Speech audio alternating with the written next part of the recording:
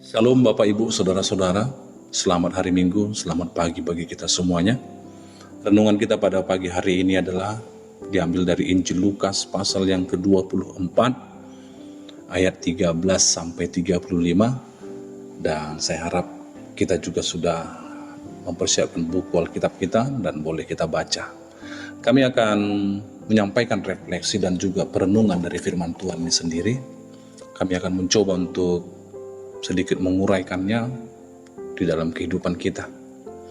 Oleh karena itu Bapak Ibu, mari kita minta hikmat dari Tuhan, kiranya Tuhan memberikan dan menambahkan kepada kita roh pengetahuan untuk memahami, mengerti firman ini. Saudara-saudara, tentang Yesus menampakkan diri di jalan ke Emmaus. Itulah isi perikop yang kita baca di dalam pembacaan firman Tuhan hari ini. Berbicara tentang itu, berapa banyak dari kita yang belum mengatakan sesuatu seperti kami berharap. Kami berharap anak-anak itu akan bertahan hidup misalnya. Atau kami berharap pernikahanku dapat bertahan. Kami berharap orang yang kukasihi dapat disembuhkan. Atau barangkali kita mengatakan kami berharap stresku ini akan hilang. Sakit kepalaku ini akan secepatnya hilang. Bebanku akan dapat dipulihkan. Atau mungkin sebagian orang mengatakan kami berharap bisnisku akan berjalan baik, atau bos baru mungkin akan lebih baik dari yang sebelumnya. Mungkin di kalangan yang lain ada yang mengatakan kami berharap dunia akan menemukan kedamaian dan kemakmuran untuk semuanya, dan kekhawatiran akan hilang. Bahkan tidak sedikit jika juga mengatakan, kami berharap tahun ini akan menjadi tahun yang lebih baik dari tahun sebelumnya. Tahun ini tahun yang kami impikan, kita barangkali katakan demikian. Kami berharap wabah ini akan selesai secepatnya, misalnya, dan lain sebagainya. Kami berharap, demikian pokok perenungan kita pada pagi hari ini. Kami berharap, kata mereka, dua murid Yesus itu, tetapi harapan mereka sudah mati. Dalam perikop yang kita baca sebenarnya dalam nats ini, mereka telah menggantungkan harapan mereka pada seseorang yang bernama Yesus pada awalnya. Tapi dia mati, terbunuh pada hari Jumat dengan mengerikan. Dan pada hari Minggu pagi itu mereka akan kembali dalam kehidupan mereka lagi. Kehidupan yang membosankan, tidak bergairah dan monoton. Tetapi Yesus tidak ingin itu terjadi. Bukan untuk mereka saja, bukan untuk kita juga. Yesus ingin menjaga pintu harapan tetap terbuka. Jadi ia bergabung dalam percakapan mereka, dalam perjalanan keputusasaan mereka itu. Yesus membuka percakapan kepada mereka. Berdasarkan ayat 17, kita bergerak dari situ. Yesus berkata kepada mereka, apakah yang kamu percakapkan sementara kamu berjalan? Maka mereka berhenti dengan muka muram. Saudara-saudaraku yang dikasihi oleh Tuhan Yesus Kristus, Yesus tahu apa yang sedang mereka diskusikan. Tapi dia ingin masuk lebih dalam lagi. Dia ingin mereka terbuka untuknya. Saya bertanya-tanya, apakah pagi ini Yesus akan berkata juga kepada kita? Mari kita bicara, kira-kira begitu. Mari kita bicara tentang krisis yang mengisi pikiranmu. Barangkali Tuhan Yesus mau mengatakan itu kepada kita. Krisis yang membuatmu hampir tidak dapat memikirkan hal lain. Mari kita bicara tentang emosi yang bahkan tidak engkau beritahu dengan pasanganmu. Barangkali Yesus mau mengatakan itu juga kepada kita. Atau jangan-jangan Tuhan juga mengatakan, mari kita bicara tentang ketakutan, kecemasan, kepahitan, rasa malu, keraguan-raguanmu. Ketika Yesus bertanya, apakah yang sedang kamu bicarakan kepada mereka berdua, murid yang sedang menuju ke Emmaus itu? Mereka berdiri diam dengan wajah sedih. Mereka berasumsi bahwa orang yang berbicara dengan mereka itu tidak mengetahui tentang peristiwa penyaliban beberapa hari yang lalu. Jadi mereka mengatakan kepadanya apa yang telah terjadi. Dan Yesus membiarkan mereka berbicara. Demikian kan dikatakan dalam ayat 18 sampai dengan ayat 21 dalam teks kita. Jawaban mereka mengungkapkan banyak hal tentang harapan dan tentang iman mereka kepada Allah. Mereka mengenal Yesus sebagai seorang pria dari Nazaret, seorang nabi dengan kata-kata dan perbuatan yang menakjubkan. Tapi mereka berharap dia lebih daripada seorang nabi. Mereka berharap dia adalah Mesias yang dijanjikan, penguasa yang akan menebus Israel. Mereka mungkin mencari seorang Mesias yang mengusir penguasa Roma pada masa itu dan menyelamatkan mereka dari kemiskinan untuk usaha perjuangan bangsa mereka. Mereka mengira Yesus yang akan menebus Israel itu karena berdasarkan mereka melihat ketika dia menyembuhkan orang sakit, mengusir roh jahat. Mereka percaya pada Tuhan yang menyelamatkan. Ketika dia menghadapi orang-orang Farisi yang sombong dan mengajar orang-orang dengan hikmat dan belas kasih, mereka melihat seorang nabi yang benar. Itu mungkin dasar mereka. Atau ketika dia berbicara tentang kerajaan Allah, mereka pikir dia pasti berencana untuk menegakkan kembali tahta Daud. Tapi sekarang dia sudah mati. Mati di tangan orang-orang Roma. Mati oleh rencana pemimpin agama mereka. Sehingga mereka mengatakan, sebenarnya kami berharap. Tetapi harapan itu mati bersamanya. Kira-kira begitu dalam benak mereka. Oleh karena itu kami berharap, katanya. Kami berarti saya, Bapak Ibu saudara-saudara, berharap bahwa dunia akan dipulihkan sebentar lagi. Mungkin juga kita mengatakan demikian. Bahwa kemajuan ilmu pengetahuan dan teknologi akan mengatasi segala sakit penyakit, kemiskinan dan ketidakadilan. Kita mungkin memakai kata kami berharap orang-orang akan menjadi lebih baik, keluarga kami, pemimpin kami lebih baik, teman-teman kami akan lebih baik. Kami berharap bahwa kami akan menjadi lebih baik, barangkali begitu. Bahkan ketika kami tahu, bahkan ketika kita paham kegagalan kita sekalipun. Tapi yakinlah Bapak Ibu, Yesus mendengarkan ketika kita memberitahu bahwa dialah harapan dan masa depan kita. Setelah dua murid itu membagikan harapan mereka tentang putus asanya mereka itu, Yesus mengajarkan kedalaman rencana Allah untuk keselamatan. Kenapa? Dalam ayat 25 sampai 27 saudara-saudara dikatakan di sana bahwa secara istimewa dalam ayat 27, lalu ia menjelaskan kepada mereka apa yang tertulis tentang dia dalam seluruh kitab suci. Dalam seluruh kitab suci. Mulai dari kitab-kitab Musa dan segala kitab nabi-nabi. Bayangkan Bapak Ibu saudara-saudara. Kira-kira apa yang Yesus katakan kepada mereka tentang itu? Karena Alkitab kita tidak memberitahukan secara jelas apa yang diceritakan, tapi hanya membuka pikiran mereka, membuka isi kitab suci.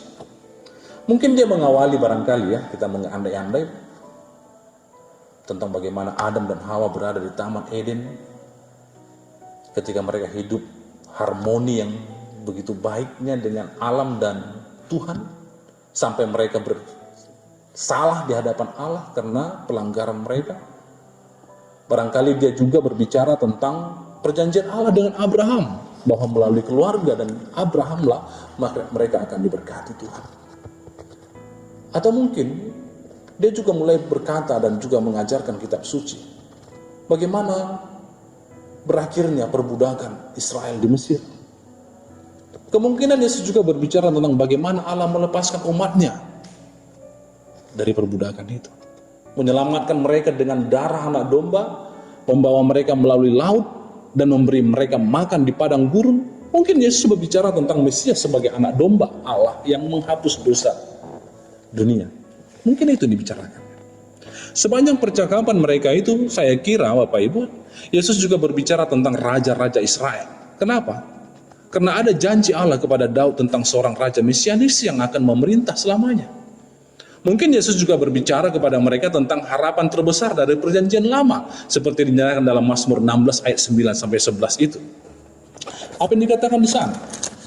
Dikatakan dalam kitab itu adalah, sebab itu hatiku bersuka cita dan jiwaku bersorak-sorak, bahkan tubuhku akan diam dengan tentram, sebab engkau tidak menyerahkan aku ke dunia orang mati dan tidak membiarkan orang kudusmu melihat kebinasaan. Engkau memberitahu kepadaku jalan kehidupan. Di hadapanmu ada sukacita berlimpah-limpah. Di tangan kananmu ada nikmat senantiasa. Bapak Ibu saudara-saudara yang dikasihi Tuhan Yesus Kristus. Ketika Yesus berbicara kepada mereka berdua, seakan-akan lampu-lampu mulai menyala bagi mereka. Seperti yang mereka katakan kemudian, bukankah hati kita berkobar-kobar ketika ia berbicara dengan kita di tengah jalan, dan ketika ia menerangkan kitab suci kepada kita? Saudara-saudara, ketika Yesus bersama kita, Roh Kudus akan membukakan kebenaran Alkitab itu untuk kita. Kita akan memahami bagaimana dosa dan kejahatan merusak dunia, yang menghasilkan rasa sakit dan keterasingan, serta kebingungan secara global maupun secara personal pribadi. Roh Kudus akan membukakan kebenaran Alkitab kepada kita ketika kita akan memahami kegagalan umat Allah yang terus-menerus, termasuk diri kita sendiri. Dan kita merindukan keselamatan, pengampunan, kebenaran itu, bahkan keadilan itu. Bahkan kita juga akan memahami bahwa untuk memperbaiki semua yang salah, Allah menjadi manusia untuk menderita dan mati, dan kemudian bangkit untuk hidup, mengalahkan dosa, kejahatan, dan kematian itu sendiri. Bahkan kita akan memahami bahwa Yesus mati sebagai anak domba Allah, korban perdamaian untuk penghapusan dosa.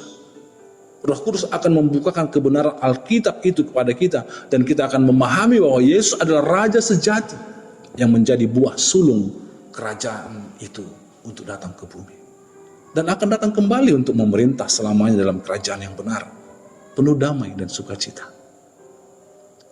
Kita akan memahami semua itu karena kita memiliki perjanjian baru yang menceritakan hal itu. Tetapi pagi ini Bapak Ibu saudara-saudara, bahkan ketika kita memahami semua itu, kita masih mengatakan, kami berharap bahwa dosa akan hilang, kejahatan ditiadakan, kami berharap kebenaran ditegakkan, kami berharap dunia akan dipulihkan. Saudara-saudara, Bapak Ibu, memahami saja itu tidak cukup. Bahkan ketika kita dinyatakan dan juga diingatkan, kita masih berpikir. Kedua murid itu juga berpikir, apa bedanya? Yesus sudah mati kok. Dengan mengatakan, padahal kami dulunya mengharapkan. Ya, itu ayat 21 bisa kita lihat dalam firman Tuhan hari ini. Saudara-saudara yang dikasihi Tuhan, apa bedanya? Kami berharap dia akan menjadi pembebas. Yesus telah membuka percakapan dan ia telah menyatakan kitab suci, dan satu hal lagi yang Yesus lakukan. Yesus membuka mata mereka. Silakan baca ayat 28-32 itu. Sangat jelas dikatakan di sana. Mengapa mereka tidak mengenalinya? Apakah mereka tidak cukup dengan mendengar suaranya? Apakah mereka tidak akrab, tidak familiar dengan suara Yesus? Atau ada sesuatu yang lain barangkali? Mengapa demikian? Ketika kita sangat membutuhkan Yesus, saudara-saudara, mungkin waktu yang paling sulit untuk mengenalinya adalah ketika larut dalam kekecewaan, menyalahkan diri sendiri, bahkan hidup dalam kepanikan. Kita bisa begitu sibuk dengan begitu banyak hal dalam pikiran kita, sehingga sulit bagi kita untuk mendengarkan suara Tuhan. Kita sangat fokus untuk menyelesaikan masalah kita, sehingga kita tidak mengenali Yesus bersama kita. Barangkali itu karena sifat alami kita sebagai manusia, kurasa. Kedua murid itu begitu fokus dalam kesusahan hatinya, sehingga mereka tidak mengenali Yesus yang bersama mereka. Namun mereka melakukan satu hal dengan benar. Mereka mengundang Yesus untuk tinggal bersama mereka. Apakah itu sekedar keramahan kepada tamu atau ada sesuatu yang lain? Not a problem, nggak masalah. Apakah ada sesuatu yang mereka tidak bisa perlihatkan? Perasaan yang tidak bisa mereka tunjukkan? Ya nggak masalah. Firman Tuhan katakan, mereka makan malam bersama, Yesus duduk bersama mereka, dan dia mengucapkan berkat dan memecahkan roti. Dan ketika itu terjadi, mereka melihat ada tangan bekas luka, matanya, kedamaian wajahnya barangkali dilihat oleh dua orang murid ini. Itu adalah Yesus. Dia masih hidup, kira-kira begitu. Harapan yang Yesus gambarkan bukan hanya sebatas kata-kata. Dia tidak mati, dia hidup. Yesus itu hidup, dan karena Yesus hidup, maka harapan itu hidup. Akhirnya kita mengatakan, kami berharap. Kita semua memiliki harapan yang kadang-kadang tampaknya tidak terpenuhi ketika kita hendak mengerjakannya, bahkan sudah melakukannya. Yesus membuka percakapan, Bapak Ibu, itu kata dalam firman Tuhan ini. Kita perlu bicara, kata Yesus. Kita perlu bicara tentang hidupmu, harapan-harapanmu, obsesimu dengan keinginan dan kebutuhanmu sendiri, dan keraguanmu serta ketakutanmu. Yesus juga mengatakan tentang kitab suci. Mungkin pengetahuanmu tentang itu terbatas pada kisah Musa misalnya, kisah Daud, Daniel, Yunus. Mungkin ceritanya terlalu biasa bagimu. Kita semua tahu kisah-kisah itu tanpa benar-benar bisa mengerti. Mungkin kita kadang-kadang lamban hati, lambat untuk melihat hubungan kita antara rencana Allah dengan kenyataan serta harapan kita. Itu mungkin yang mau dikatakan juga. Bahkan Yesus membuka mata kita untuk melihat dia sebagai Tuhan yang bangkit. Inilah yang kita miliki. Dua murid yang telah kehilangan semua harapan itu melawan semua harapan mereka ketika mereka bertemu Yesus yang hidup mereka temukan di jalan. Kisah mereka menjadi salah satu catatan tentang perjuangan untuk melihat dan percaya. Kisah-kisah lain dalam Injil juga benar. Ada perempuan yang menjadi saksi ketegangan dalam makam yang kosong dan keraguan awal para murid, para rasul yang menceritakan kisah itu. Itu bisa menjadi catatan. Jika Yesus tidak bangkit, tidak ada harapan nyata bagi dunia atau bagi kita. Paulus katakan dalam 1 Korintus pasal 15 ayat 14, tetapi andai kata Kristus tidak dibangkitkan, maka sia-sialah pemberitaan kami dan sia-sia jugalah kepercayaan kamu. Tapi jika Yesus hidup, harapan kita tetap hidup.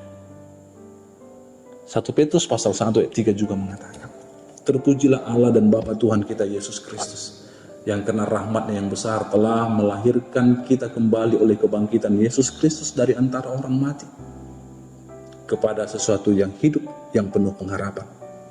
Pada minggu pagi ini, Bapak Ibu Saudara-saudaraku, Yesus melalui rohnya hendak bertemu dengan kita dalam perjalanan hidup kita masing-masing, tanpa terkecuali dengan suasana yang tidak nyaman ini. Ketika kita sedang berjuang untuk tetap memenuhi harapan bahwa Tuhan berkuasa untuk menghardik wabah virus ini, apakah kita mau memulai percakapan dengan Yesus? Apakah kita senantiasa membuka Alkitab? Apakah mata kita terbuka sehingga kita dapat melihat hal-hal indah yang telah Tuhan nyatakan kepada kita, sekalipun dalam suasana isolasi ini? Kita juga dapat mengalami kegembiraan yang dialami oleh dua murid Yesus. Yesus hidup, dan itu membuat harapan menjadi hidup. Maka mari kita merenungkan ini semuanya. Biarlah kiranya dengan kebangkitan Tuhan itu juga meneguhkan kita. Ketika Yesus menampakkan diri ke jalan di Emmaus, kedua murid Yesus dibangkitkan dalam keputusasaan mereka.